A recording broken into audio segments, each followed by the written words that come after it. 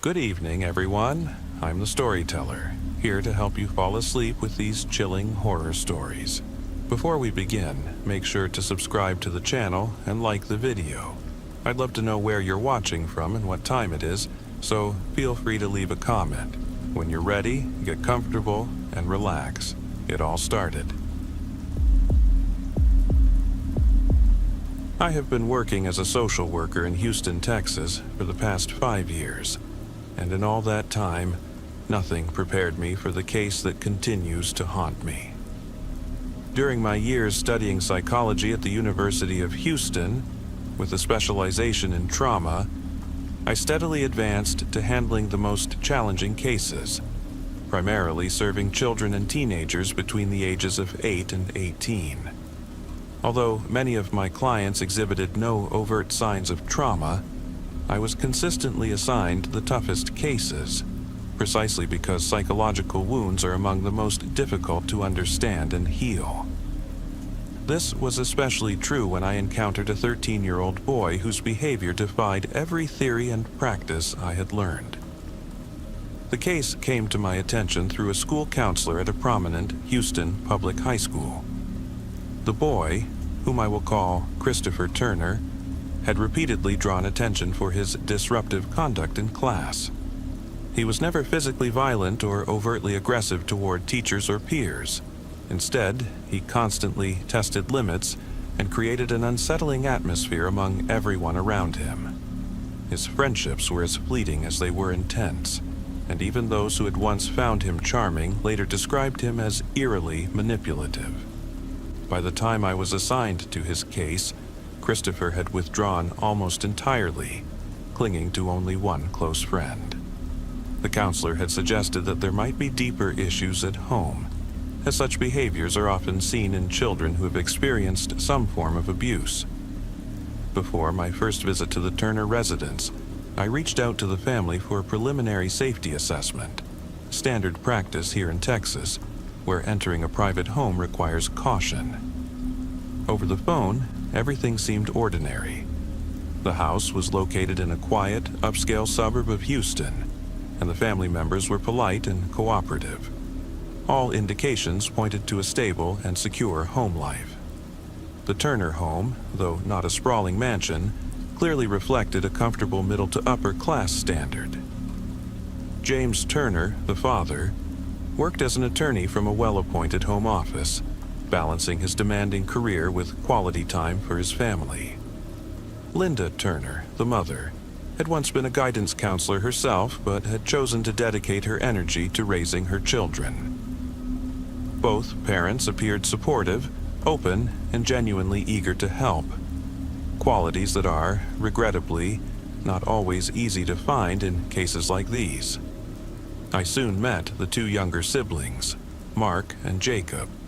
Both boys were bright and unassuming for their age, yet I couldn't shake the feeling that they were concealing something even their parents didn't fully understand. That nagging intuition, sharpened over years of experience, warned me that the seemingly smooth surface might be covering darker undercurrents. Then I met Christopher. From our very first encounter, I sensed he was different from the rest of his family. He greeted me without a smile. His conversation, though polite, carried an indefinable tension, as if he were guarding a secret that lay just beneath the surface. After initial meetings with every family member, it became apparent that nothing overtly alarming was occurring at home. The Turners enjoyed a stable family life, a supportive community network, and a secure financial situation. Everything one might hope for in an ideal household. Initially, the parents dismissed Christopher's troubling behavior as nothing more than the typical defiance of adolescence, attributing his outbursts to underdeveloped executive functions and normal teenage boundary testing. They were receptive to assistance, but felt that the school had overreacted. One session, however, turned out to be one of the most unnerving experiences of my career. Christopher began persistently probing me for personal details, a tactic I had seen before, but this time it felt calculated, as if he were gathering ammunition for his own ends. I had learned to set firm boundaries and deftly countered his intrusive attempts. Despite his mounting frustration, he eventually surprised me by saying in a childlike tone, "I had fun today. I can't wait to see you again." Those words sent a chill through me, as if his tone carried a dark, foreboding message. Over the following months, it became increasingly evident that the situation at home was far more troubled than anyone had let on. Eventually, the Turners confessed that things were deteriorating at home. Christopher had begun to assert an alarming level of control over the household, leaving his parents feeling utterly powerless. James often retreated into his study for days on end, and although Linda maintained a composed exterior, inside she was a storm of anxiety and despair. Notably, Linda spent the most time with Christopher, yet even she could not mask the disintegration of their once solid family dynamics. Meanwhile, Mark and Jacob shunned Christopher, though they never disclosed the real reasons behind their withdrawal. As our individual sessions continued, Christopher slowly began to open up, sharing his thoughts and emotions, each confession laced with an attempt to test my boundaries. It soon became painfully clear that he lacked genuine empathy. He complained bitterly that no one ever truly listened to him, and he expressed a disturbing contempt for anyone who dared defy his will.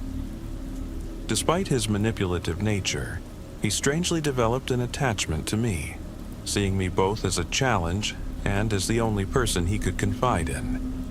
I became convinced that I might be the one to help him change course.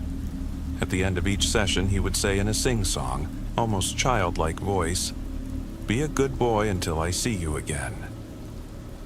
Initially, I dismissed it as a quirky habit, but gradually it began to feel like a warning, a premonition of darker events yet to come.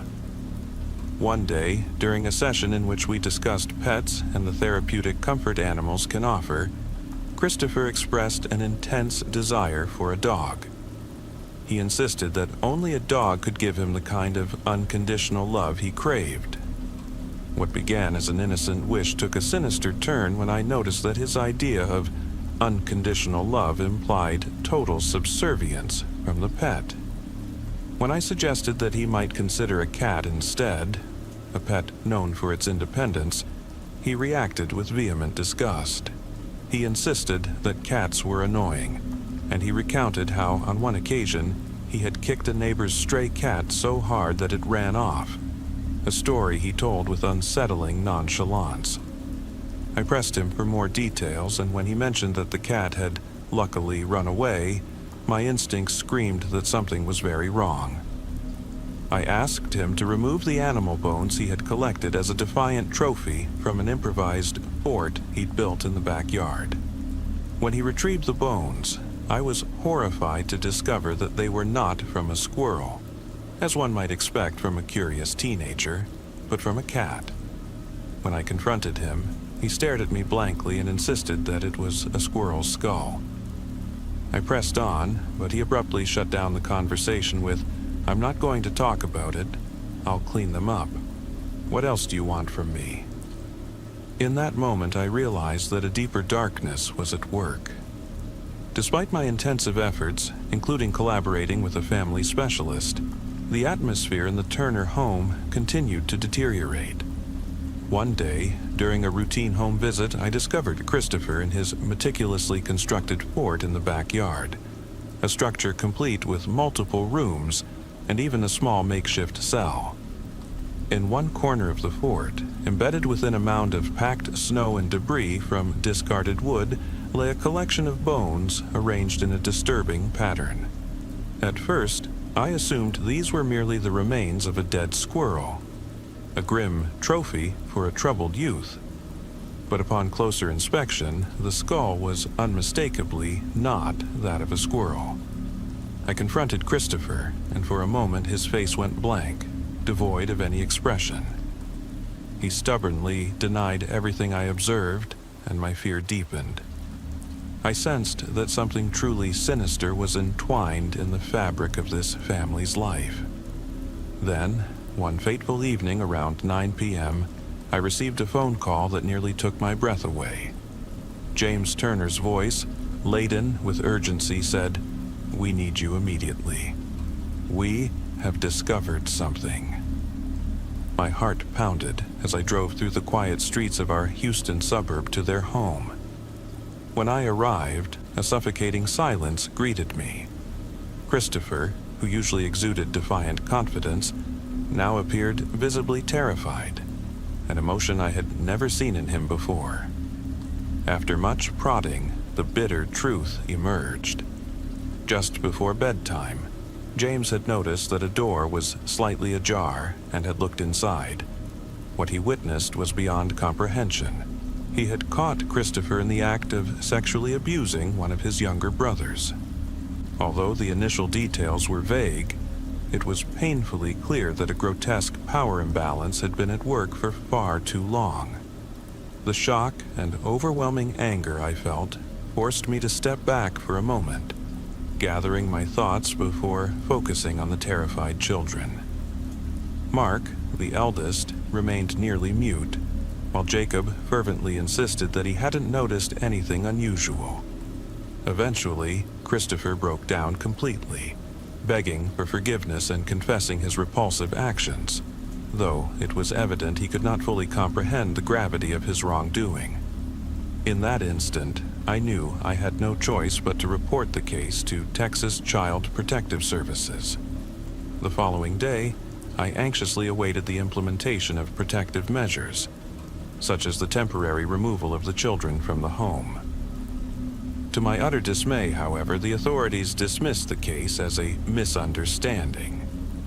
They argued that, while any sexual interaction between siblings was deeply concerning, it did not necessarily amount to abuse in the eyes of some officials.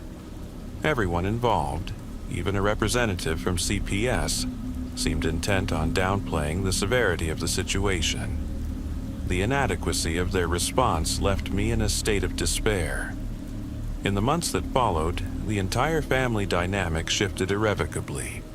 Christopher, who had once been the master manipulator, now appeared internally torn. Although he maintained a calm exterior, his subtle, controlling behavior lingered like a dark shadow. Linda suffered daily emotional breakdowns, often slipping into dissociative states, while James isolated himself for days in his study. The siblings retreated further into their shells, unable to process the traumatic events that had unfolded in their home. I did everything within my power to help, arranging therapy for Mark and Jacob, seeking alternative placements for Christopher, even considering the possibility of a boarding school, and fighting against the inertia of the CPS system. Despite direct warnings from my superiors not to overstep my designated role, I couldn't shake the feeling that this might be the only way to end the nightmare. Then, amid the darkness, a small ray of hope emerged. In one session, Christopher opened up once again, admitting that he often felt isolated and abandoned.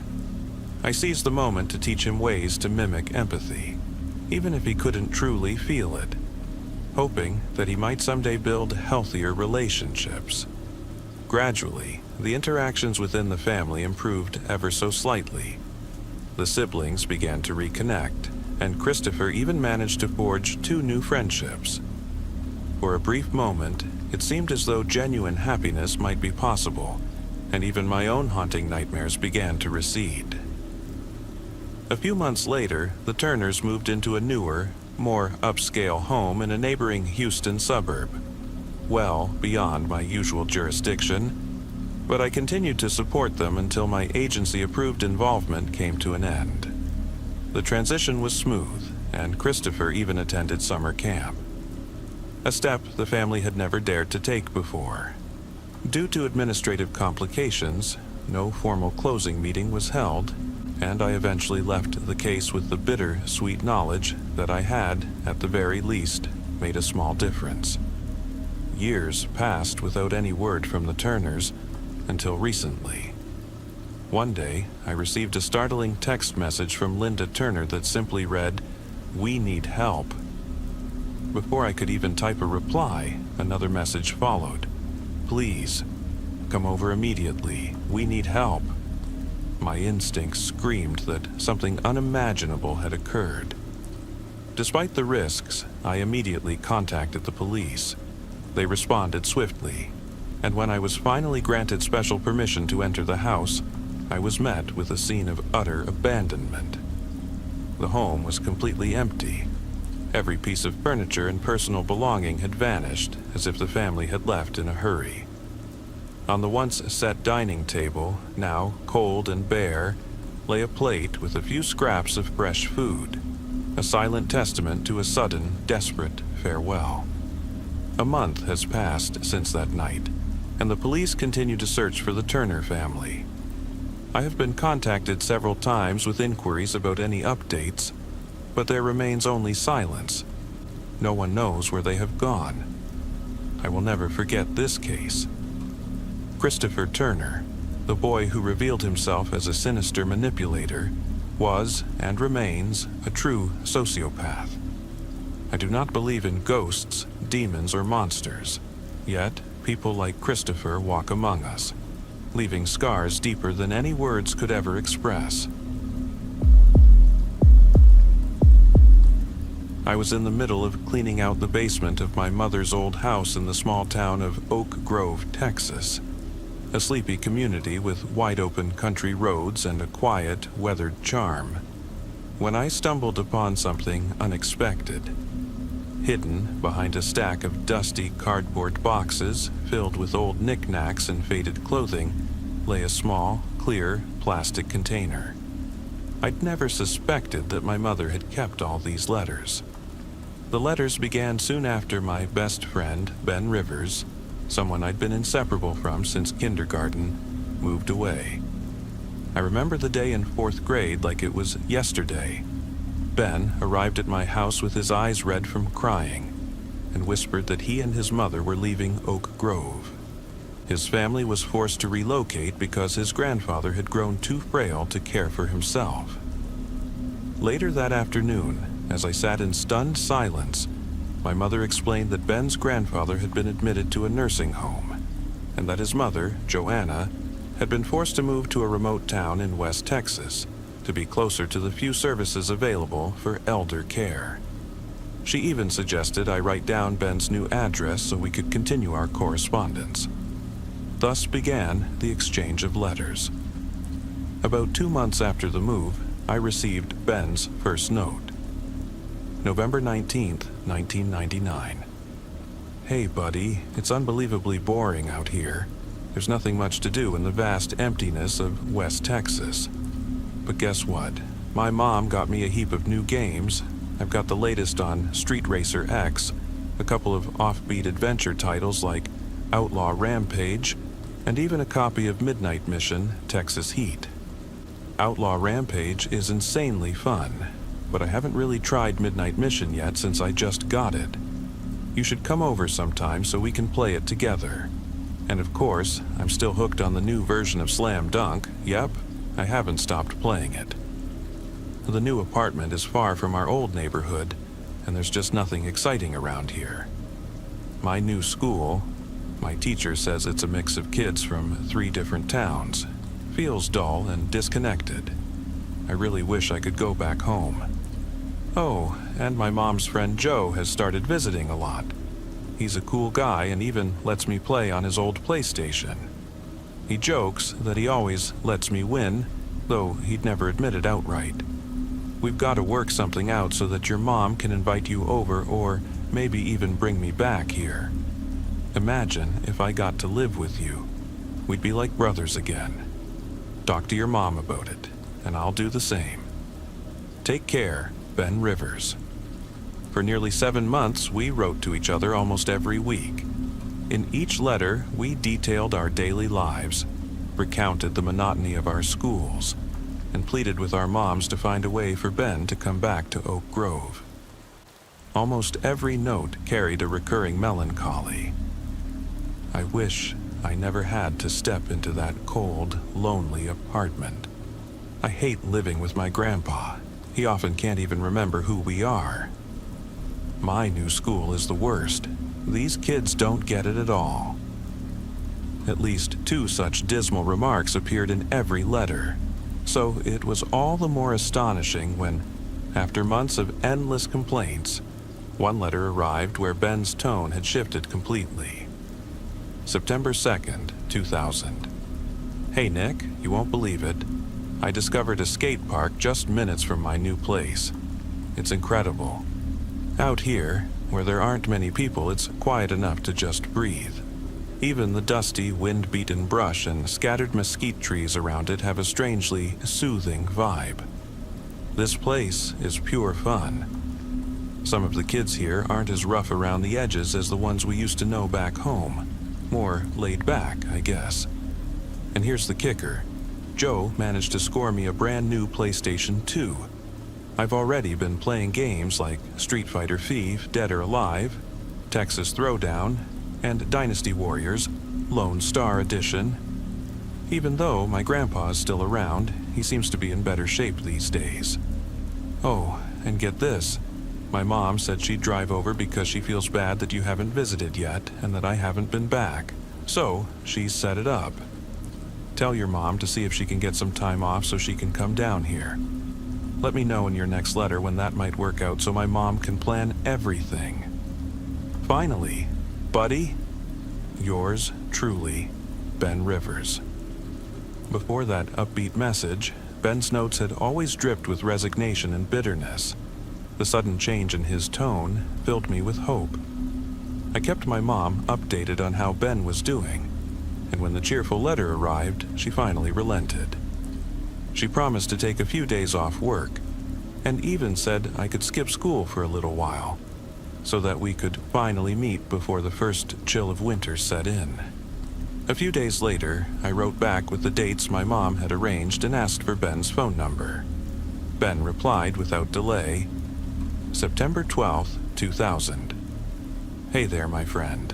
My mom says those dates work perfectly. She's cleared her schedule. Finally! Since there aren't many houses around here where you can do trick-or-treat properly, we'll just hang out on Halloween. But please, bring a costume anyway. We're planning to kick it at the skate park and have a gaming marathon on the PS2. Do you have a console? If so, pack some extra games you think I might not have yet. Here's our contact number. Joe, my mom's good buddy, will probably pick up the call. Your mom can call too, just to double check that everything's okay. Best, Ben Rivers.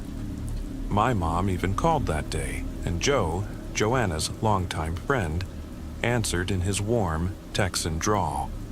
He explained that Joanna hadn't yet come home from her late shift at the diner, but assured us that everything was going according to plan. He even gave directions to their place in a neighboring county near the Pecos River. After he hung up, my mom couldn't hide her excitement as she shared the good news with me. The visit was to last exactly 7 days. 1 day for the drive, 5 full days of hanging out, and 1 day for the return trip. We set out on Thursday, October 26th, and I was buzzing with anticipation. I could hardly speak. At long last, I was about to reunite with my closest friend, the one with whom I'd shared every secret, the other half of our beloved Skate Brothers crew. And with Halloween right around the corner, combined with the fact that I'd been excused from school, everything promised an unforgettable week. After a grueling 10.5-hour drive along endless, deserted county roads, we finally saw a modest house bathed in the orange glow of twilight after the last bend. It was that magical time of day when the Texas sky shifts between the fading light of day and the encroaching darkness as we pulled up. We parked beside Joanna's old pickup truck, its driver's side sporting a dent that I'd caused long ago, though back then Ben had taken the blame, and next to another car that likely belonged to her new boyfriend. As we stepped out, a man dressed in a makeshift Frankenstein costume emerged from the front door with a hearty, Howdy, y'all. Welcome, I'm Joe. Y'all must be Amber and Nick. Hey, Nick, I heard Halloween's your favorite, so we got a head start on the festivities. Hope you brought your costume. Bursting with excitement, I called out, I did. My costume is all set. Then get into it, buddy. We've got a surprise waiting for you once you're ready. Ben wanted this reunion to be extra special. I asked my mom if I could change right away, and she agreed. I dashed up the creaking wooden stairs to a small porch area, while Joe guided me into a cramped anteroom that had been set up as a quick change space. Through the old house drifted the low murmur of voices, and I distinctly caught Joe saying, "Nice to see you, Amber. Joanna's down in the basement getting everything set up. Ben has..." His words trailed off into the sounds of rustling and distant laughter. Immediately, I noticed that the house was strangely disordered. Normally, Joanna was known for keeping everything neat and tidy, but here, dirty dishes and scattered clothes cluttered the dining table. A stark contrast to the meticulous Texan hospitality we'd come to expect. Inside the makeshift changing room, I slipped into my Power Ranger costume and returned to the festively decorated living area.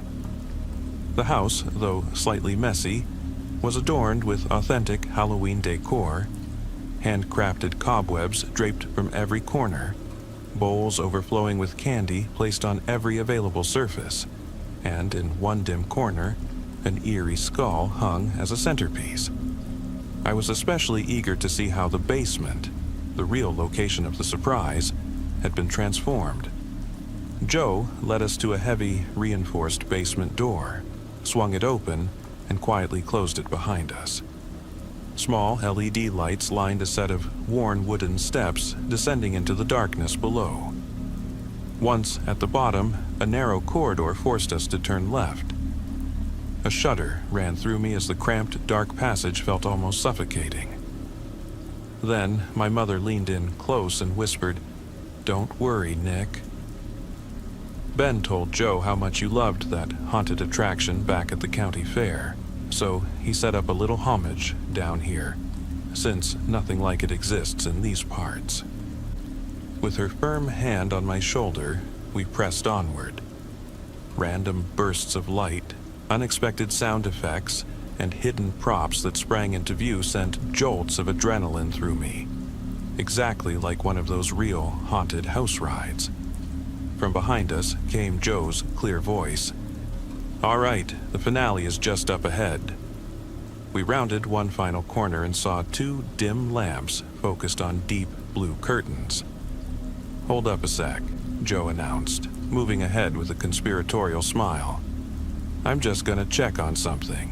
Wait for my cue before you step in, 'cause Ben wants everything to be perfect." He slipped cautiously past us and partially drew the curtains aside to keep the surprise under wraps. "Are you ready to see your best friend again? I know you've been counting down the days." His voice echoed from behind the fabric, and I was ready.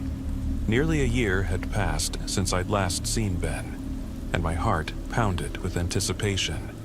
But the moment I stepped through those curtains, I was paralyzed in horror. Before me stood Ben, surrounded by his mother and two other men whose silhouettes, illuminated by the faint, eerie glow, looked grotesquely distorted. The scene was beyond belief. Ben's mother, completely bare, her body horrifically dismembered into 8 macabre pieces and affixed to the cold, damp basement wall as if in a ghastly tableau. Beside her sat Ben's grandfather in an old rocking chair, also nude, with his hands crudely tied at his ankles and his feet strangely secured at his wrists. His mouth was agape in a frozen scream, as if caught in an eternal wail. Next to him, a man, presumably the real Joe, was suspended from a hefty wooden beam. His upper torso had been viciously skinned, the raw flesh a disturbing patchwork. In a final act of grotesque art, his tongue was bizarrely pressed against his forehead. There were even whispers that it might have been Ben's grandfather in disguise, though my memory of that night is too muddled by terror to be certain. On the damp concrete floor lay shattered glass, plates, and bowls, each vessel filled with a deep, red liquid that sent a chill through my veins. On the wall, assembled from strips of human skin that seemed to belong to the real Joe, were the words, "Missed you," scrawled in a haunting script. To my left, the imposter Joe, now unmasked by his cruelty, stared down at a kneeling, tear-soaked Ben. Ben himself looked unkempt and defeated, as if he hadn't bathed or cared for himself in months. With a disturbingly calm air, the man tore away the tape from Ben's mouth and bellowed, "Quick, say hello!" Ben's tears exploded into uncontrollable sobbing, as if he couldn't even grasp that these might be his final moments. All this horror unfolded in less than 5 seconds. I emerged from behind the curtain, frozen in place, my body unwilling to move as my mother's urgent footsteps approached. Moments later, she reappeared, her trembling hand slamming an old bookshelf against the basement door before she bolted down the haunted corridor in a frantic escape. The last image of my dearest friend, the one with whom I had shared so many dreams, the other half of our once promising Skate Bros team, was seared into my mind. He knelt there before a madman, sobbing uncontrollably, while the killer brandished a chainsaw at his throat, repeatedly drawing back his arm in a nightmarish dance. My mother screamed at the top of her lungs, "Nick! Run! Get in the car now!" Her voice battling the gurgling, tormented cries of Ben and the unnervingly calm, mocking call of the murderer. "Come on now! You're not going to let him finish watching? You sure aren't much fun?" This was followed by a deep, almost inhuman laugh that chilled me to the bone. We soon found ourselves back at the top of the staircase, where my mother ordered me to climb into the car, lock the doors, and drive away as fast as possible. I obeyed wordlessly, stealing one final glance back, catching sight of her as she slammed a heavy bookshelf in front of the basement door to seal it shut. For about 20 heart-pounding seconds, she disappeared from view before reappearing and sprinting to the car. We sped off along a dusty country road. At a stop by the roadside, she explained in a trembling voice that she had found an old telephone in the basement and had immediately dialed 911, reporting a gruesome murder with the exact address scribbled in her purse. Out in the middle of nowhere, it took nearly 20 agonizing minutes for the local sheriff's department to arrive. When they finally pulled up, the eerie silence of the house greeted us as we led them inside. I asked my mother what would happen if the killer simply vanished into thin air, but she was convinced that the heavy bookshelf had completely blocked any possible exit. In a twist that still haunts me, we later learned that the murderer had never even tried to escape through the basement. He hadn't made a move to flee at all.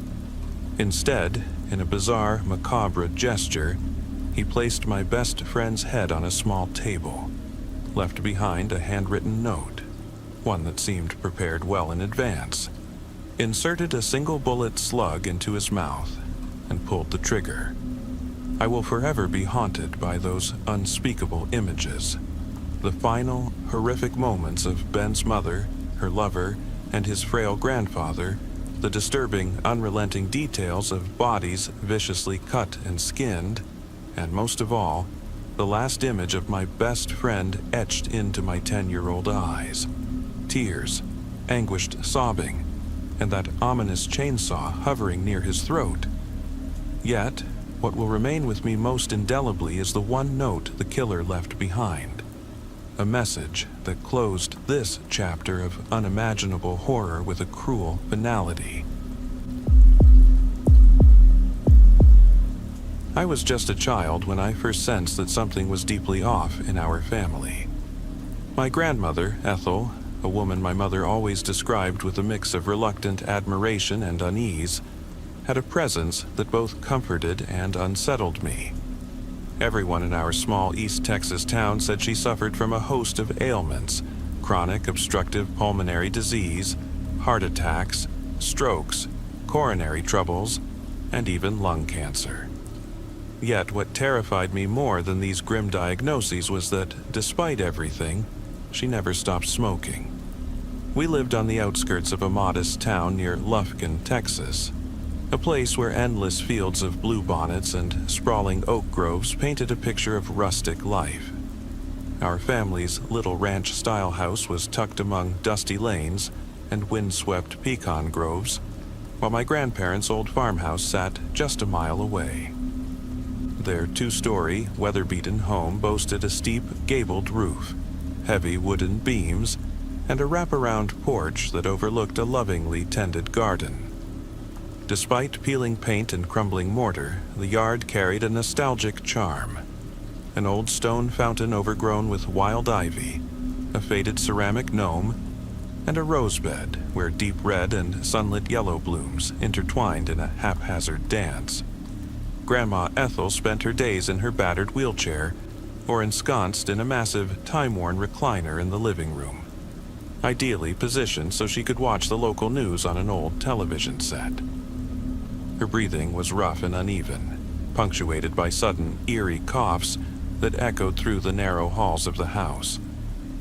Her hands trembled, yet she never let go of her cigarette. They said she had smoked for over 50 years, lighting one after another even after numerous trips to the hospital. Her temper was as notorious as her habit. Rarely did a smile grace her weathered face, and when she spoke, her voice was low and raspy, as if burdened by decades of hardship. As a child, I assumed she was simply ill and cranky. My mother, Lorraine, always reassured me that Grandma Ethel was exhausted by her many maladies, and that her sour mood was nothing personal. Friday afternoons held a special, almost sacred place in my memory. After classes at the old local school, a sprawling brick building with a broad, sunlit courtyard, we, my two sisters, Beth and Carol, and I, would ride our bikes down the dusty main road to visit Grandma and Grandpa. The arrangement was simple: behave well and complete your homework, and you'd earn a little cash for the week. For us, it was the highlight of every week. Our school was just a short ride away from my grandparents' homestead. I would lock my bike against an iron post near a low, ivy-clad wall and knock on the time-worn front door. Almost always, I'd hear the measured shuffle of Grandpa Roy, pale, silver-haired, and quiet, opening the door just a crack. With a soft, "There you are, darlin'," he'd press an envelope of cash into my hand. When Grandma Ethel was around, I'd catch the creak of her walker or the subtle sound of her wheelchair's wheels rolling over the worn hardwood floors. Most visits were brief: a knock, a silent exchange of money, a whispered, "Thank you, Grandpa," and then I'd pedal away. Despite the minimal contact, there was comfort in the routine, a constant in my small world. But one Friday afternoon remains seared into my memory. I must have been 13 or 14, and the East Texas autumn was in full bloom. Towering pecans and oaks set ablaze in fiery reds and oranges, while a cool, crisp breeze stirred the air. That day, my final class was unexpectedly canceled, so I rode over to my grandparents' house earlier than usual. The sky was an impeccable blue, the Texan sun warm yet gentle, and the air carried the scent of fallen leaves and rich, moist earth. I parked my bike beside the side entrance where a faded brick wall, slowly reclaimed by creeping vines, stood. I knocked gently at first, but received no response. No familiar sound of Grandma Ethel's rough cough or the low murmur of the television. Growing uneasy, I knocked again, louder this time, feeling a strange tightness in my chest. Finally, slow, heavy footsteps echoed down the hall. The door swung open a bit wider than usual, revealing Grandpa Roy, pale and distant, his eyes fixed on me in a way that sent a shiver down my spine. In a hushed voice, he murmured, "Grandma's resting. You're too early." Without a word, he handed me the envelope. As I accepted it, I noticed the door creak open just a little more, allowing a faint flickering light from the living room to seep into the hall. I caught a glimpse of time-worn furniture, a sagging bookcase loaded with dog-eared novels, and a weathered sofa where Grandma Ethel usually sat. Then came a sound that froze me. Quick, shuffling footsteps, as if someone were scurrying like a frightened child. But it wasn't a child. It was Grandma Ethel herself. With a strange, almost unnatural hunch, her arms hung limp at her sides, and she sprinted across the living room as though propelled by unseen forces. For an instant, our eyes locked, and in that fleeting moment I saw in her gaze a wild, almost deranged look. A look that was both terrifying and inhuman. Terrified, I stumbled back. This was not the frail, barely mobile woman I'd known all my life. What I witnessed was something altogether unexplainable. In the next heartbeat, before I could even cry out, Grandpa Roy slammed the door shut with a force that reverberated through the silent corridor. My heart pounded so fiercely that I could almost hear it. The narrow gap of the door was gone, but the haunting image of Grandma Ethel's frantic dash was etched into my mind.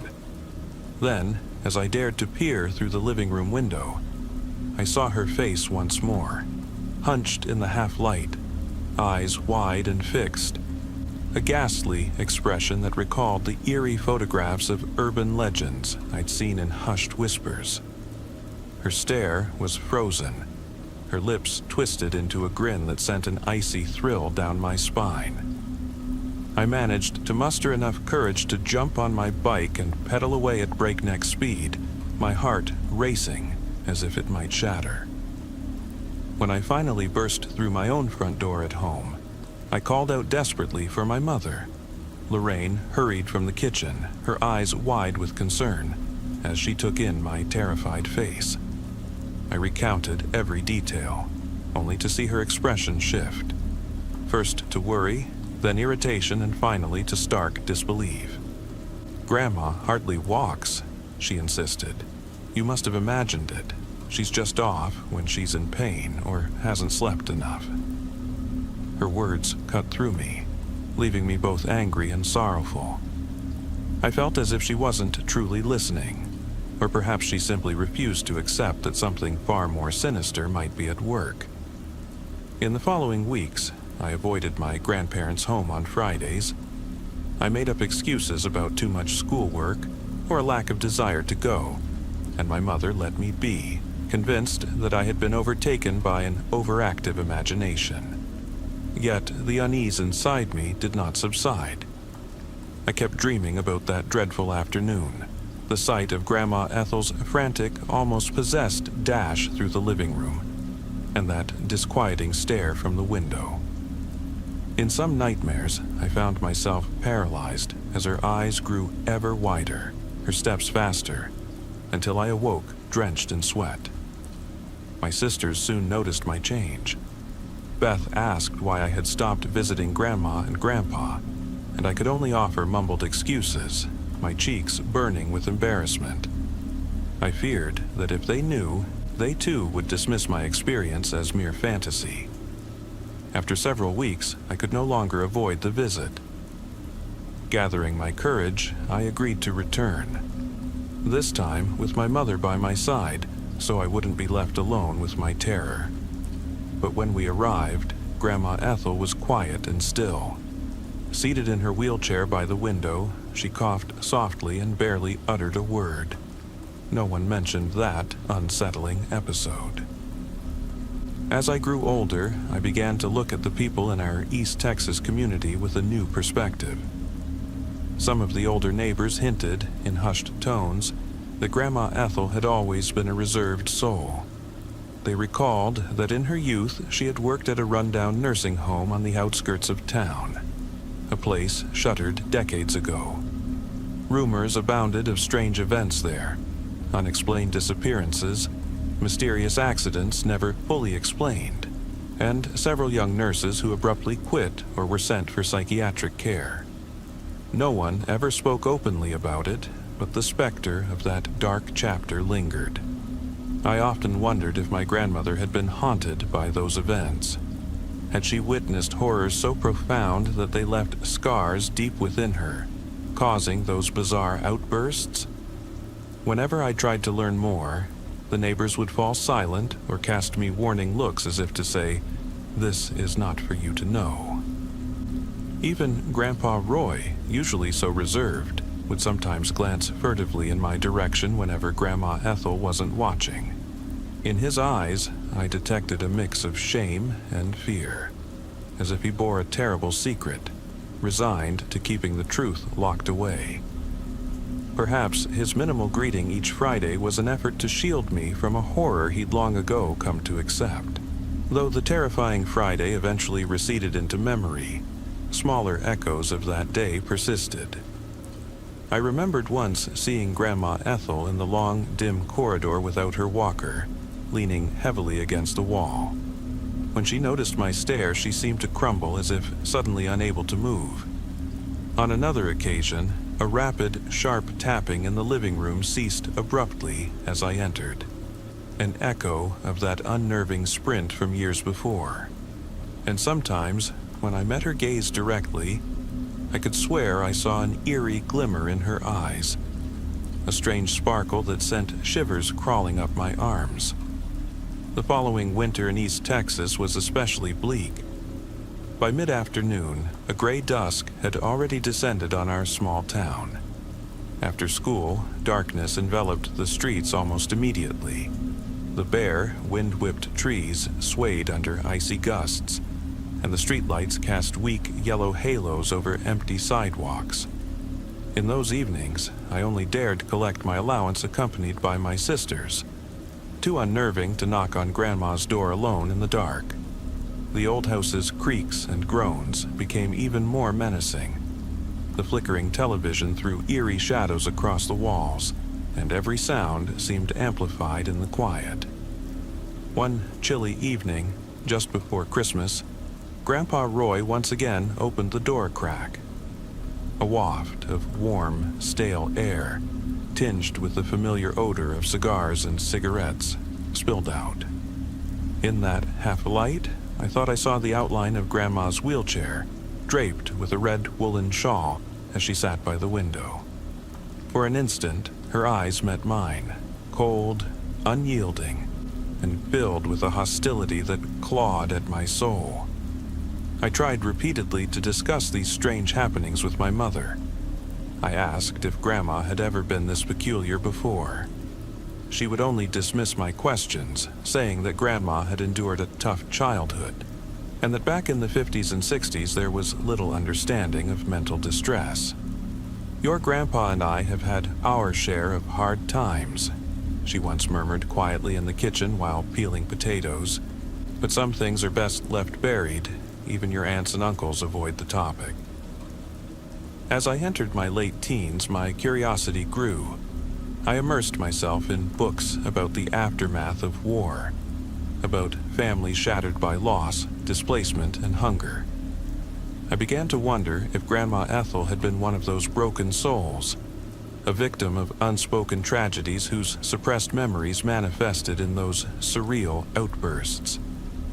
Perhaps she wasn't simply sick, but sometimes slipped into a state where a buried strength, or a burst of uncontrollable terror, took over her, a momentary lapse into something like a psychotic or epileptic seizure. Yet neither the doctors nor Grandpa Roy ever spoke of such episodes, and she herself never mentioned them. Now, at 20 years old and studying at a community college in Lufkin, I visit Grandma and Grandpa less often than I used to, maybe once a month, sometimes with one of my sisters, sometimes alone. Grandma Ethel is even more frail now. She sleeps much of the day and often appears lost in her own thoughts. Yet, despite her many ailments, she clings to life.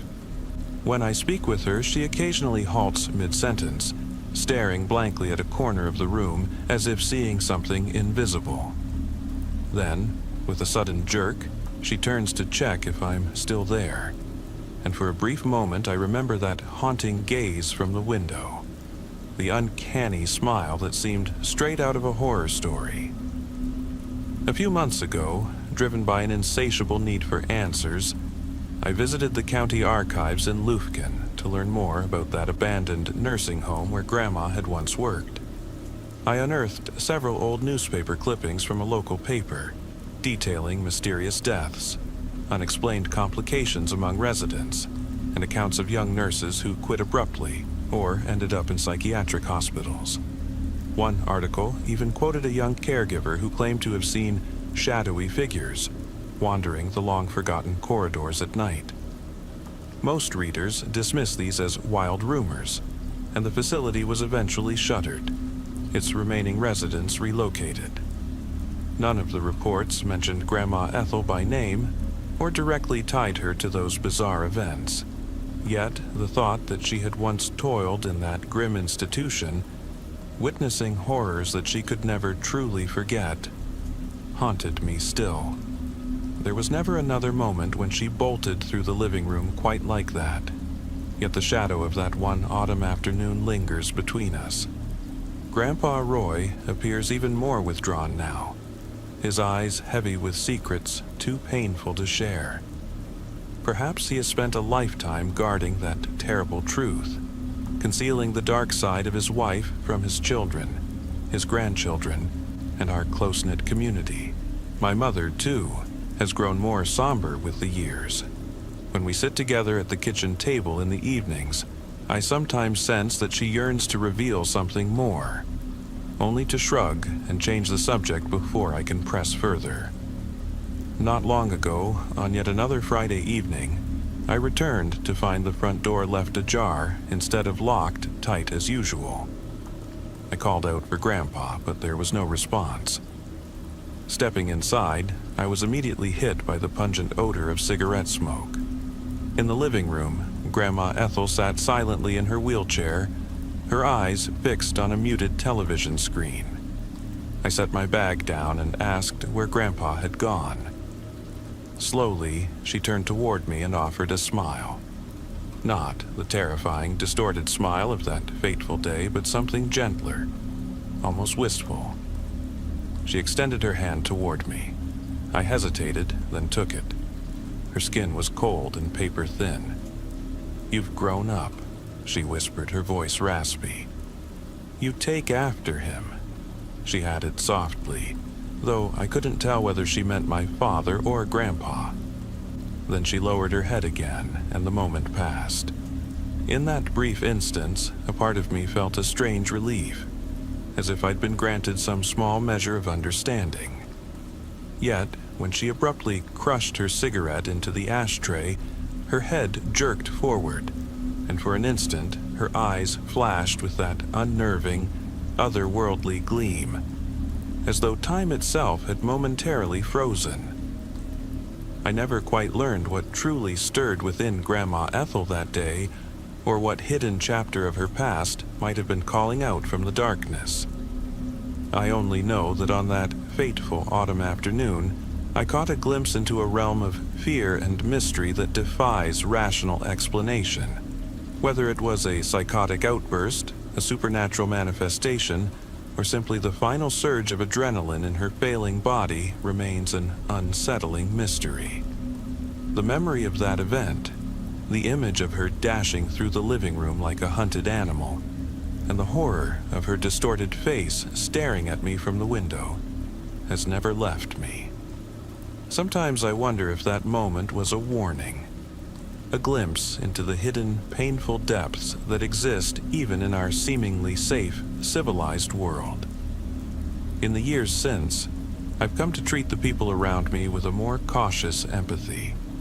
I now understand that behind the worn facade of illness, age, and habitual routine, there may lie secrets too disturbing to confront openly. And though I continue to visit, I do so with a quiet reverence, ever aware of the unspoken shadows that linger in every crevice of our lives. Ever since I was a kid, growing up on a sprawling ranch outside of Lubbock, I was drawn to the darker corridors of the human mind. While other children raced their bikes down dusty roads or spent summer afternoons learning to ride horses at the local stable, I was secretly fascinated by the grim tales of criminals and the mysteries of forensic psychology. My granddaddy, a quiet, steady man who had spent his life tending cattle and preserving family lore, kept a small but treasured library in our old farmhouse. Along with well-worn copies of Steinbeck and Faulkner, he had a collection of books about infamous outlaws, unsolved murders, and the intricacies of abnormal behavior. Even though, at 10 or 11, I couldn't fully grasp their meanings, I'd curl up in a creaky leather armchair and run my fingers over the faded spines, convinced that each book held secrets not meant for ordinary eyes. As I grew older, under the vast, star-lit Texas skies, my curiosity about the twisted aspects of human nature only intensified. I'd sneak off to watch grainy documentaries about notorious killers, bank robbers who'd made off with fortunes, and cult leaders who preached their own brand of twisted salvation. I devoured every scrap of information I could get my hands on about what turned someone into a psychopath. So much so that I knew more about the dark recesses of the mind than most of my schoolmates. In some ways, I was proud of this unique obsession. In others, it made me feel isolated. A misfit more at home among the dusty records of old crime files than in the boisterous world of schoolyard chatter and Saturday night football games. And yet, even as I admired these dangerous figures from afar, I also harbored a quiet fear. My gentle, soft-spoken nature made me wary of anything that might cross that fine line between fascination and terror, especially when I imagined myself alone at a lonely roadside diner at midnight, or facing the vast emptiness of a Texan desert night. Years later, armed with nothing more than a battered suitcase and an unyielding hope for a new start, I left behind the familiar dusty roads of West Texas for the bustling cityscape of Houston. The sprawling metropolis, with its mix of gleaming modern high-rises and time-worn neighborhoods, promised the chance to reinvent myself. I found a modest studio apartment tucked away in a small trailer park on the outskirts of the city, a place where the hum of idling trucks and the soft twang of country music at local diners painted an authentic picture of Texas life. Though the apartment was humble, with a threadbare carpet that still carried the scent of humid nights and walls that told stories of previous tenants, it was mine. A place where I could finally feel free. Each evening, as the blistering Texas sun gave way to a cool, star-lit night, I'd switch on a small lamp and gaze out at the dim glow of streetlights and neon signs from a nearby Whataburger, feeling, if only for a moment, that I was the master of my own fate. But as is often said in these parts, freedom doesn't pay the bills. It wasn't long before I found myself scouring job listings in local papers and online ads. I applied to everything from roadside BBQ joints to small convenience stores until I finally landed an opening at an H-E-B supermarket, a cornerstone of everyday life in Texas. It wasn't a glamorous gig, but it was steady work, a way to keep a roof over my head while I figured out what my next move would be. H-E-B was housed in a sprawling, utilitarian building that looked more like a relic from the 1970s than a modern supermarket. The exterior was marked by rugged concrete panels, faded signage, and a neon H-E-B that flickered in the humid night air. Massive hand-painted posters on either side of the entrance trumpeted deals like "Buy one, get one free," and "Local produce, straight from Texas farms." Inside, the atmosphere was one of gritty practicality. Aisles stretched out before you, lined with everything from canned beans and barbecue sauces to household cleaners and pet food. The worn linoleum floors bore the scars of countless spilled sodas, and dropped bags of chips, while the back of the store housed a labyrinth of cold storage units and a cramped break room that few paid much attention to. My daily tasks were simple enough: restocking shelves, checking expiration dates, and, on occasion, manning the register with a polite howdy. Most of the customers were longtime Houstonians, college students juggling part-time jobs, older folks reminiscing about simpler times, and young families with pickup trucks full of groceries. The conversations were steeped in local charm, accented with a hearty drawl, peppered with Texan idioms, and punctuated by the occasional y'all, creating an ambiance that was as much a part of the store as the merchandise itself. Among the motley crew of employees, one figure immediately set himself apart: Martin. Tall, lanky, and with an unkempt mop of hair that seemed to have seen better days, Martin was a fixture at H-E-B, though not for any good reason. Always sporting scuffed cowboy boots and a rumpled shirt that might once have been a plaid work shirt, he carried an odor of stale sweat mixed with cheap tobacco. More often than not, he was found skulking in a dim corner of the break room, muttering under his breath, and occasionally letting out a high-pitched, almost cackling laugh that sent a shiver down my spine. Most of our colleagues dismissed him as nothing more than a harmless oddball, a former roughneck or maybe a drifter who'd picked up a few too many hard lessons along the way. But to me, there was something unnerving about him. His sudden, eerie chuckles, and the way his eyes would occasionally lock onto mine with an intensity that made me feel exposed, were signs of something far more sinister lurking beneath the surface. One sweltering evening, as the long day at H-E-B was drawing to a close, I was desperate for a brief escape before the inevitable drive home. I trudged into the break room, a bare, whitewashed space with a faded green carpet that reminded me of long-lost cotton fields and a wobbly folding table surrounded by metal chairs. In one darkened corner, the ever-present Martin was seated, his eyes half closed as he stared up at a flickering fluorescent light overhead, mumbling in a low, almost imperceptible tone. I hesitated at the doorway, torn between the desire to escape the oppressive atmosphere and the need to grab a quick cup of coffee from the old vending machine that rattled in the corner.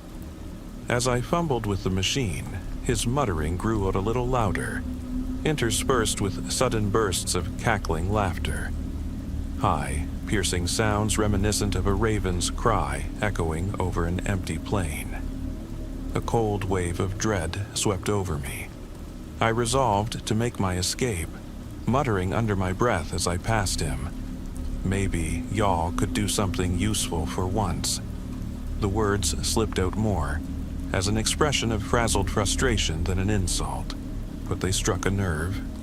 In that heartbeat of time, Martin's hand shot out, gripping my collar with a force that sent me stumbling back onto the worn, dusty carpet. I looked up, heart pounding, to see his face contort into something unrecognizable.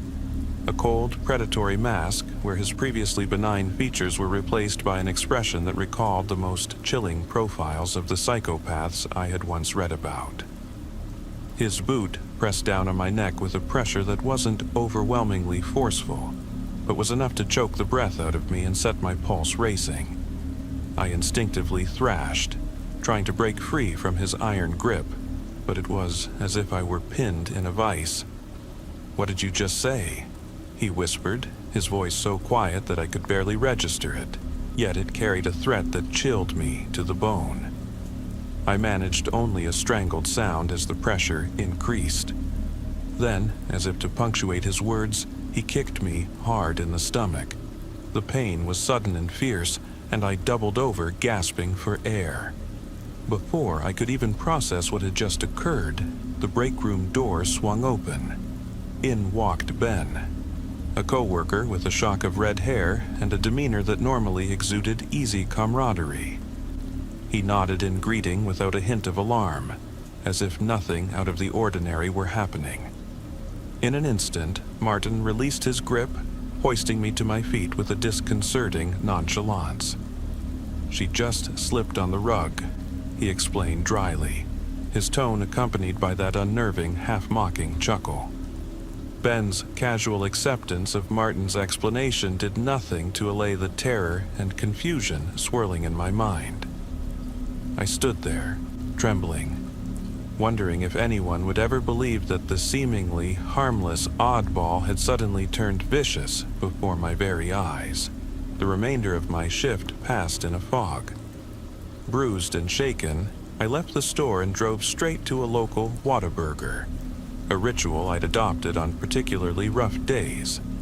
I ordered a burger and a side of fries, sitting by a window to watch the neon glow against the deep Texas night, hoping that the familiar taste of smoky barbecue sauce and crispy fries might numb the haunting images of Martin's cold, predatory eyes.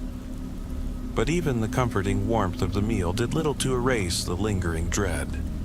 When I finally returned to my modest trailer apartment, a cramped space in a mobile home park that overlooked a neglected lot with rusted chain-link fences, I expected to find solace. Instead, an eerie silence greeted me. My beloved cat, Snooks, usually a constant presence with her gentle purring and soft meows as I fumbled with my keys, was nowhere to be seen. Panic seized me as I searched every corner of the apartment, calling her name in a trembling voice. Just when despair was setting in, the doorbell rang at an ungodly hour. My heart pounded as I peered through the peephole, silently praying it was just a neighbor in need of a cup of sugar. But when I opened the door, I froze. There stood Martin in his threadbare work clothes, his calm, unsettling demeanor unmistakable. Without a word, he stepped past me into the narrow living room and settled into my battered recliner, as though he had every right to be there. He casually picked up my half-full cup of weak tea, as if that action were as ordinary as pouring a glass of sweet iced tea on a hot day. How did you get in?" "What are you doing here?" I stammered, voice quivering with a mix of disbelief and fear. He regarded me with an unnerving calm, his eyes scanning me as if memorizing every detail of my terror-stricken face. Then, in a tone that was disturbingly measured, he said, "I know where everyone lives." The words, simple as they were, carried a weight of threat that made my blood run cold. "And your little cat, Snooks, she's a fine-looking lady, isn't she?" he added, each syllable drawn out as if to savor the discomfort he was inflicting. Where is she?" I managed to croak, my voice barely audible. Placing the teacup down with deliberate care, he rose slowly and smiled, a smile that sent shivers through my spine. "Let's just say you'd best keep quiet about what happened today." With that, he turned and left, the door clicking shut behind him, leaving me paralyzed in a silence that felt like a death sentence. Minutes later, as if on cue, Snooks finally padded through the pet door, unscathed but a silent reminder of the intrusion that had shattered my sense of security. I could only watch, heart pounding, as her familiar purr filled the void left by Martin's departure. Yet I knew the message was clear. Martin could invade my life at any moment, and he wouldn't hesitate to remind me of his presence. That night, I sat at my creaking kitchen table in my trailer, staring blankly at my cell phone while a torrent of thoughts and doubts swirled in my mind. Should I call the police? How could I possibly explain that a coworker had not only attacked me in broad daylight, but had also brazenly intruded into my own home? Without any tangible evidence, no photographs, no witnesses, no physical injuries with a doctor's note. Any report would likely be dismissed as a case of overactive imagination. The very thought of pursuing legal action under Texas's notorious stand your ground laws, where even a perceived threat could escalate into a deadly encounter, left me feeling trapped and vulnerable. The next day, too weak to face the fluorescent glare of HEB's aisles, I called in sick. My voice, barely above a whisper, conveyed a mixture of exhaustion and terror to the substitute manager, who offered a perfunctory "get well soon" before hanging up. With the day stretching ahead, I spent my morning scouring online legal forums and local police websites for advice on stalking, assault, and threats. Every site I visited confirmed what I feared. Without hard evidence, my story would be lost among bureaucratic red tape, dismissed as nothing more than the ramblings of someone too frightened to face the truth. That afternoon, the doorbell rang again. With trembling knees, I opened the door to find Ben, a friendly face among the chaos, holding a small bouquet of wildflowers he'd picked from a roadside stand. "Hey, I heard you called in sick," he said softly, his eyes reflecting genuine concern. Inviting him into my cluttered kitchen, I poured us each a cup of strong, freshly brewed coffee and tried to steady my nerves as Snooks rubbed against my leg. Ben's kind eyes asked the questions I'd been too afraid to voice. "You took quite a tumble yesterday, didn't you? Was it really just an accident? I had this weird feeling." His hesitant inquiry made it clear that he suspected more than I had dared to confess. Gulping down my coffee, I slowly began recounting the events. The vicious hold in the break room, Martin's cold, calculated threat, and his brazen intrusion into my home. Ben listened in silence, his expression shifting from concern to shock as he pieced together the fragments of my story. "Holy smokes," he finally whispered. "If that's what really happened, and judging by the way you look, I think we need to do something about it. Maybe talk to the boss or even call the police." But even as his words rang with reason, I couldn't shake the overwhelming thought. Without solid evidence, who would believe that a quiet, odd man from the store could turn into a cold-blooded menace in an instant? Ben hesitated, then nodded solemnly, promising to discreetly gather more information on Martin, to learn whether the man was indeed the dangerous figure I feared. In the following days, I did my best to avoid HEB. I took extra sick days, knowing full well that I couldn't vanish forever. Rent and bills in Houston had a habit of catching up with you. When I eventually returned to work, every step felt heavy, as if I were treading on a minefield. Ben kept me updated. He'd attempted to chat with Martin during breaks, only to be met with monosyllabic responses, cryptic remarks about his past as a roughneck, or even claims of having been in the service. Rumors among our co-workers swirled like a Texas dust storm. Some said Martin had once been locked up after a bar fight. Others whispered that he was a Vietnam vet with scars that ran deeper than flesh. None of it could be confirmed, but the uncertainty only deepened my dread. One late evening, I stayed behind for an inventory check with a coworker named Anja, a lively woman in her early 30s with an infectious laugh that usually made even the most tedious tasks bearable. As the store's doors locked behind us, and only the faint hum of emergency lights filled the aisles, an oppressive silence settled over the building. After a while, Anja decided to call it a night and headed home, leaving me alone with the rustling of cardboard boxes and the occasional creak of a loose shelf. But the silence was soon broken by soft footsteps echoing somewhere between the aisles, a sound that set every nerve on edge. I called out for Anya, but received no reply. The footsteps grew steadily louder until, from the gloom between the towering racks, Martin emerged.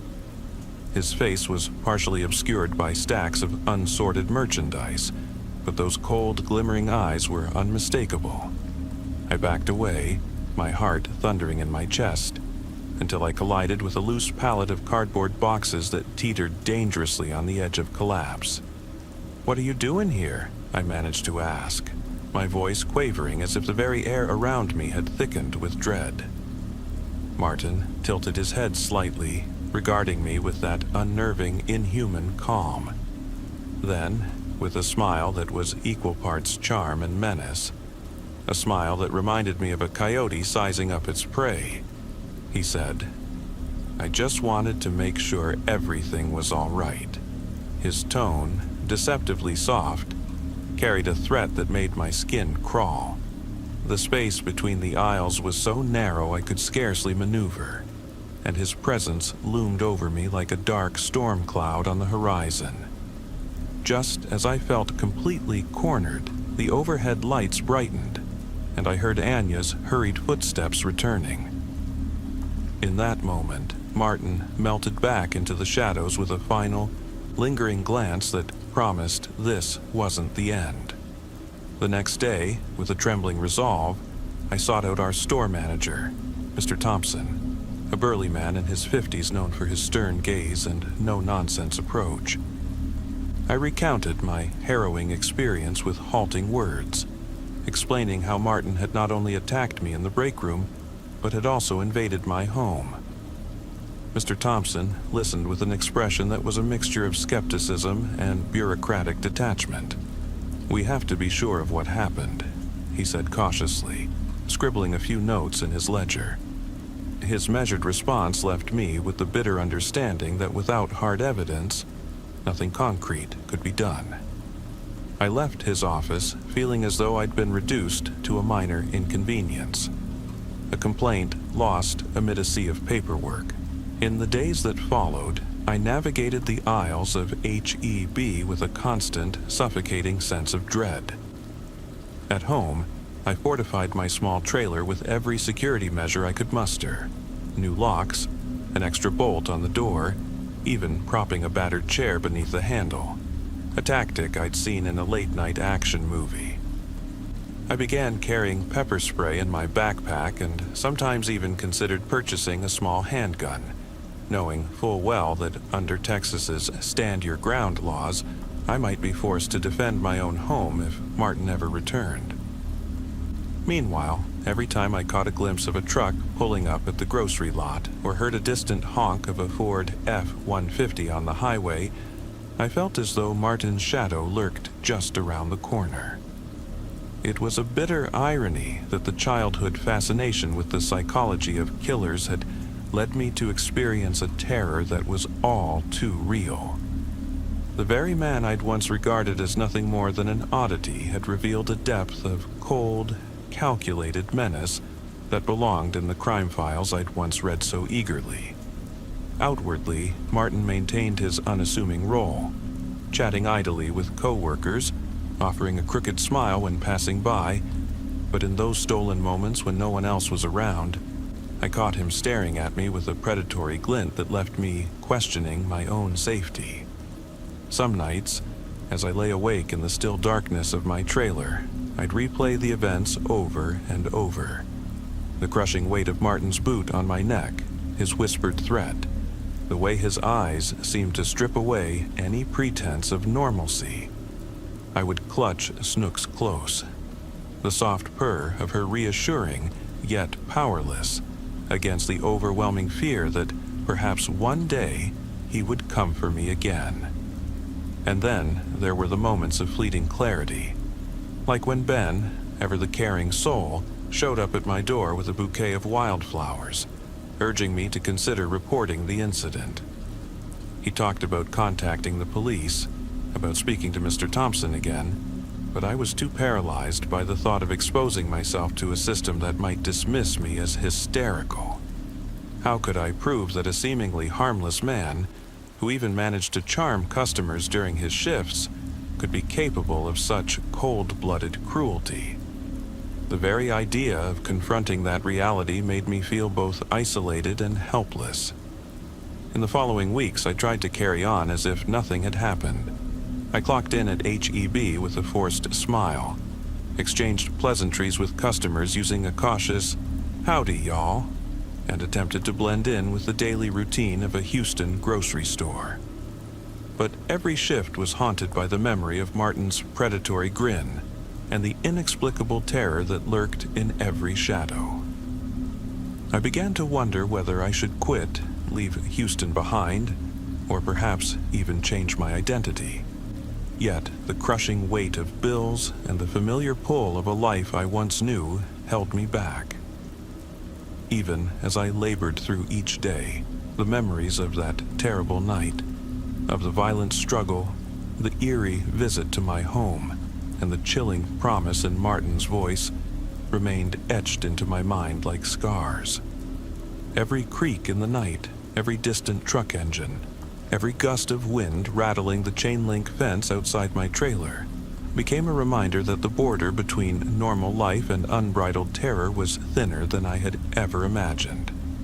I still don't know what the future holds. Some days, I entertain the desperate notion of packing up my battered belongings and driving off into the endless Texas horizon, leaving behind the memories and the persistent nagging fear of Martin's return. But then, in quiet moments over a steaming cup of coffee at a local diner, or while watching the neon lights flicker outside my window at night, I wonder if I should muster the courage to stand up to the darkness. Perhaps, someday, I will have the strength to confront Martin, to force him into the light where his secrets can no longer hide. Until then, I continue each day with a heart heavy with fear and resolve, determined to reclaim even a sliver of the freedom I once took for granted. This is my story, a tale of a child's early fascination turned nightmare, of life in modern Texas where the promise of freedom collides with the harsh reality of danger lurking in every corner. And every night, as I lie awake listening to the quiet hum of a Houston suburb, I wonder if I will ever truly be free from the relentless shadow of the man who knows too much about the darkness inside us all. I can't pinpoint the exact moment I stopped sleeping peacefully in my own home. Perhaps it was that fateful night when I first discovered that my 13-year-old stepdaughter, Lily, had been secretly snapping photos of me while I slept. Or maybe it began earlier, when I first felt an unsettling tension creeping into our newly blended family. One thing is certain. Ever since those photos emerged, my life in this little Texas town has never been the same. My name is Jennifer.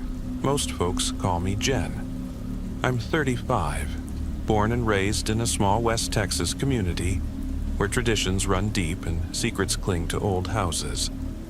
About 6 months ago, I married Harold, a steadfast man from Laredo whose warm smile masked a fierce pride and a protective streak as wide as the Rio Grande. Harold had a daughter, Lily, from his previous marriage. I had never dreamed of motherhood, yet love and the promise of building a life together pulled me into a role I never imagined. After our wedding, Harold and I moved into an aged ranch-style house on a quiet dirt road near the outskirts of a historic town just outside of Abilene. The house exuded a Southern Gothic charm. Weathered wooden siding, a wraparound porch shaded by ancient pecan trees, and creaking floors that echoed memories of bygone days. Its original hardwood floors, high ceilings, and a small overgrown garden gave it undeniable character, yet the property had its quirks. Stubborn doors that sometimes refused to close, windows that rattled in the wind, and on stormy nights, a mournful gust that swept through the halls like a whispered warning. From the moment Lily set foot in our new home, she declared it too old, too haunted, and downright eerie. I initially dismissed her complaints as typical teenage rebellion, but now I wonder if she sensed something sinister that I chose to ignore. Lily is a quiet, slender girl with shoulder-length chestnut hair that often falls across her face. At her local school, she was unremarkable.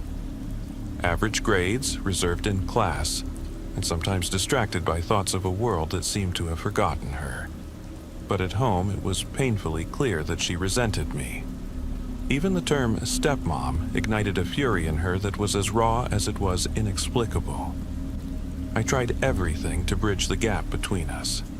buying her favorite beef jerky and pecan pralines from the corner store, listening to the country tunes on her old radio and attempting to join her in her favorite hobbies. Yet soon, small acts of defiance escalated.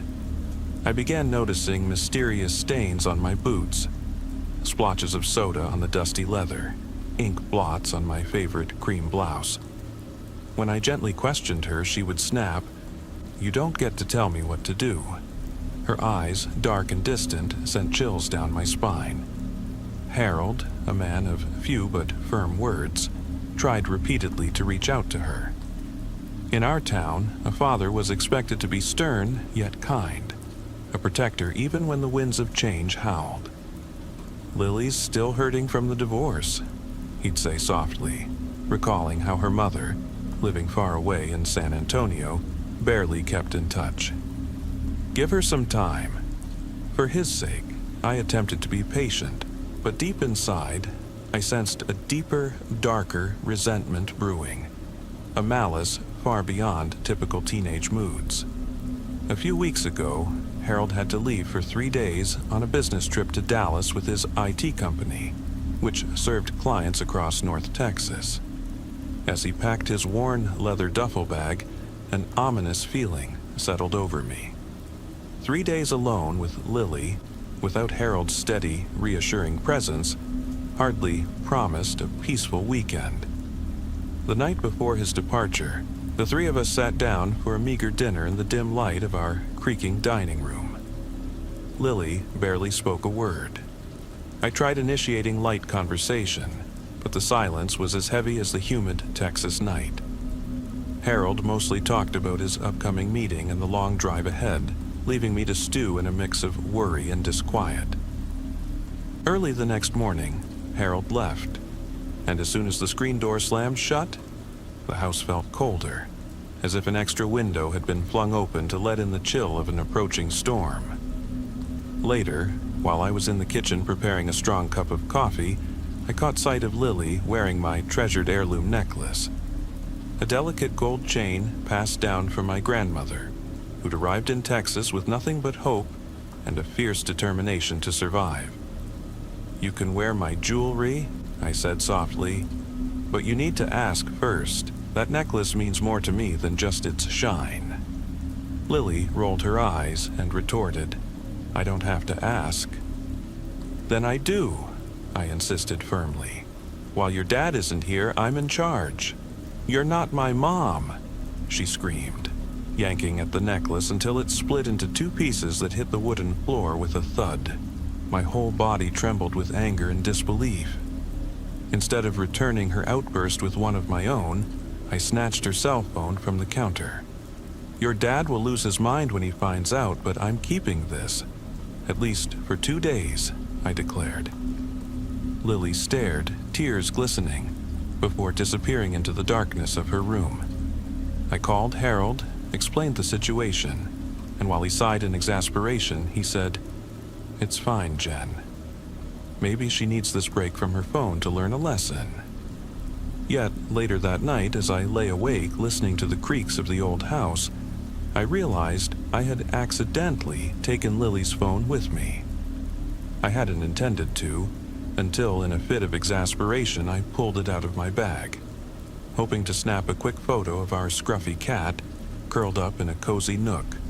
I unlocked the phone and mistakenly opened the photo gallery. There, in a folder ominously labeled "Nighttime," were several photos of me, sleeping soundly with my face buried in the pillow, taken from angles that suggested the camera had been planted beneath the bed. One shot even captured Harold's back as he slept, the timestamps all read between 1 a.m. and 3 a.m. My heart pounded with terror. Why was Lily taking these photos? Was it a sick joke, a way to intimidate me? Or was there a more sinister, unspoken purpose behind them? I tried calling Harold again, but he didn't pick up, likely having shut off his phone to prepare for his meeting. Then, as if summoned by my mounting dread, a clear voice broke through the silence. "Jen? What are you doing with my phone?" I spun around to see Lily standing in the shadowed hallway, barely lit by the flickering light of a dusty lamp. Her hair hung messily around her face, and she regarded me with an emotionless stare. My fingers clutched the phone. I was just... I stuttered. "You have no right to snoop in my phone," she said coolly. "Then why did you take photos of me?" I demanded. "That's none of your business," she snapped. "Give it back." Overwhelmed by a mixture of anger, fear, and betrayal, I managed only to say, "You'll have it back tomorrow. Now go to sleep." Without a word, Lily turned and retreated into her room. I couldn't shake the haunting images. They tormented me in the quiet hours, each snapshot a mystery that forced me to wonder whether Lily was trying to humiliate me, blackmail me, or if something supernatural was afoot. Was it a twisted prank, a desperate cry for help, or evidence of something beyond our understanding? That night, after Lily had vanished into her room's darkness, I heard a faint metallic tapping at my own bedroom door. I sat up, heart pounding, and saw Lily peeking through the crack, clutching a small hairpin like it held some secret. "What are you doing? What are you trying to prove?" I demanded, shoving her gently into the hallway. She stepped back, torn between fleeing and confessing. Then, with trembling hands, she extended her phone toward me. "Dad doesn't believe me. Nobody believes me," she whispered, swiping through a series of eerie, low-light photos. In one image, the ceiling above our living room revealed a strange, gnarled shape. A skeletal, spindly figure that clung to the plaster as if alive. With every successive image, the figure appeared to creep closer, its long, gaunt limbs stretching out menacingly. In the final photo, taken mere minutes before, I sat upright in bed, my face twisted in anger, with that dreadful shadow looming behind me as if ready to swallow me whole. I dropped the phone. What is that?" I murmured. Lily's eyes widened in terror, as if she too was afraid of what she had seen. "I see it every night," she admitted softly, "but Dad says I'm imagining things. You must believe me." I don't understand," I stuttered. "Were those images altered?" Lily fell silent, turned abruptly and dashed back to her room. My mind raced. Was it an elaborate trick? Or was there something wrong with our home? The creaking floors, the inexplicable sounds in the night, the scratches I'd noticed on the wooden banisters and door frames. Desperate for answers, I called Harold. When he finally listened, he dismissed it as nothing more than a faulty app overlaying spooky effects. "It's just a gimmick, Jen. Don't let it get to you," he said, trying to calm both Lily and me. Yet the unease deepened. That night, too terrified to sleep, I bolted my door and lay awake listening to every sound echo through the old house. Around 3 a.m., I was startled by a new noise. A soft, metallic scratching moving slowly along the ceiling. The room was pitch dark, save for a pale glow filtering through dusty curtains. Then, from the narrow gap beneath my door, I caught sight of a slender figure. Lily, her head barely peeking out, whispering, "Do you hear it too?" I was paralyzed as my eyes caught a subtle movement above. A shadow gliding across the ceiling as if alive. By morning, we gathered at the battered wooden table for breakfast. Harold looked exhausted, running his fingers through his thinning hair as if searching for answers. Lily poked at her cereal in silence, and I mustered the courage to say, "Harold, I can't continue like this. Whatever is happening, this isn't just about the photos. Something is fundamentally wrong here." "Jen, stop!" Harold sighed, exasperated. "Are we living in a damn horror movie? I know Lily's hurting, but..." Suddenly, Lily leapt up, hurling her bowl off the table, sending milk and cornflakes splattering across the worn linoleum. "You never believe me. Neither of you ever believe me, she screamed before storming off to her room. Harold's eyes pleaded silently for a solution, and I felt the crushing weight of a decision bearing down on us. We have to do something. Get a psychiatrist, involve child services, or maybe even leave this cursed house, I insisted, voice trembling. Leave? Harold repeated incredulously. That's too drastic. I lowered my gaze. I don't know if it's just the house, but I'm scared, Harold. I'm truly scared. In the days that followed, we existed side by side in an uneasy standoff. Harold left for work each morning, returning with a forced normalcy, while Lily retreated further into herself, rarely emerging from her room. I would catch fragments of hushed conversations on her cell phone about urban legends, ghost stories, and paranormal happenings that echoed the lore of Texas. Tales of restless spirits, of ghostly figures roaming old ranches, of skinwalkers in the dark. Sometimes, in the fading light of dusk, I'd see her on the back porch, eyes fixed on the vast, starlit Texas sky, as if waiting for something beyond our world. Once, our eyes met, and her gaze was so full of sorrow that I longed to comfort her, though an invisible barrier held me back. One afternoon, while Lily was at school, I took the chance to tidy her room. In the farthest corner of her closet, I discovered a small black notebook filled with unsettling sketches. Every page bore drawings of bizarre, almost otherworldly figures hanging from ceilings. Limbs elongated into grotesque shapes reminiscent of spiders or contorted human forms. Scrawled beside the images were chilling annotations. Why does no one see it? They crawl closer every night. I must collect proof.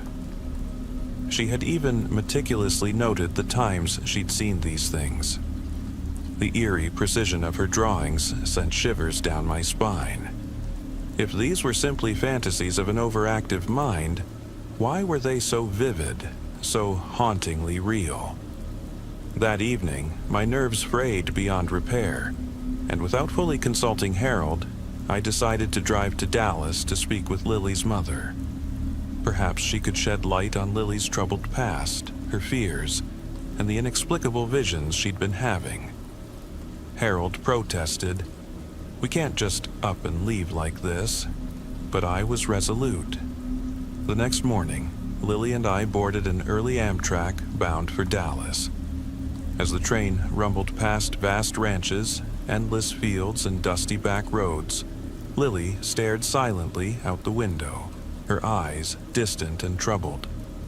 In Dallas, we were met at a modest apartment in a time-worn neighborhood by Sandra, Lily's mother, a woman whose stoic demeanor belied years of hardship. "What is this? I wasn't expecting a visit," she snapped, ushering us into a cluttered living room littered with half-packed moving boxes. "Sandra, Lily isn't well. She sees things. She takes photos of things," I pleaded. Sandra waved it off with a dismissive shake of her head. "She's been doing this for a year now, just a phase. She needs therapy, but it's not my problem. You have her now." Anger surged through me. She needs parents who care, who listen. This isn't just a phase, it's her life at stake. Sandra remained unmoved, advising only that Lily focus on school and forget the ghost stories. Lily said nothing as we left, her silence echoing down the narrow apartment hall, and I spotted her crouched on the steps, lost in thought. Returning to our Texas home, the atmosphere was even more oppressive. Harold was torn between his love for Lily and a growing sense of powerlessness. I, on the other hand, was haunted by more questions than answers. One night, Lily roused me by knocking urgently on my bedroom door. "Please, open up. You have to see this," she cried. I opened the door to find her pale, eyes reddened from crying. She led me to the living room and pointed trembling fingers at the front window. "Out there, on the side of the house," she whispered. I stepped closer, and in the dim glow of a street lamp, saw a long, distorted shadow slithering along the worn wooden siding. A shape so unnatural that for a moment I couldn't tell if it was a passing stranger or something more sinister. As a pickup truck rolled by, its headlights washed over the facade, and the shadow vanished. Lily collapsed onto her knees, tears streaming down her face. "Nobody understands me," she sobbed. "But you saw it too, didn't you?" I was left speechless, uncertain if that fleeting figure was real or just another trick of the failing light. In the following weeks, our days blurred into a constant state of tension. Lily and I often took refuge at a close friend, Katie's, a modest but welcoming bungalow in a quiet suburb where the whispers of local lore were far less ominous. Harold came and went, determined to keep his work and sanity afloat, while I couldn't shake the terror that gripped me every time I turned off the lights at night. Rumors began circulating among Lily's classmates. Whispers of a spider monster seen in old houses, of paranormal hauntings in Texas ranches, even tales of a restless spirit said to wander abandoned farmsteads. Some dismissed it as mere teenage hysteria. Others trembled at the thought. Authorities and local child services offered little comfort. The small-town sheriff, though kind, insisted that without concrete evidence of a crime or danger, there was little he could do. The local psychologist, a reserved man working out of a renovated old building on Main Street, recommended ongoing sessions, suggesting that Lily might be suffering from deep-seated trauma, but urged us to give it time. Every night, as I switched off the lights, I felt an unsettling presence. I'd hear slow, deliberate scratching along the ceiling, and as sleep finally claimed me, I was tormented by dreams of that long, creeping shadow descending from above, while Lily, phone in hand, documented it with desperate fervor. Perhaps one day we'll learn that it was all just a tragic misunderstanding, a confluence of teenage angst, family strife, and the peculiarities of an old Texas house. But if not, then this may only be the beginning of a far more terrifying saga unfolding in our humble home. A tale of ancient secrets, whispered legends, and horrors that defy explanation. As for now, Lily and I cling to each other, bound by fear, uncertainty, and the desperate hope that someone will believe us. Harold, caught between his duty as a father and his own disbelief, seems to be drifting further away, his love shadowed by denial. Every time I turn off the light, I swear I feel a presence, an echo of the past and a portent of things yet to come. And as I finally drift into fitful sleep, I am haunted by the same disjointed dreams. A long, creeping shadow descending from the ceiling, while Lily silently documents it, desperate to prove that we aren't mad, that something unearthly is at work in our Texas home.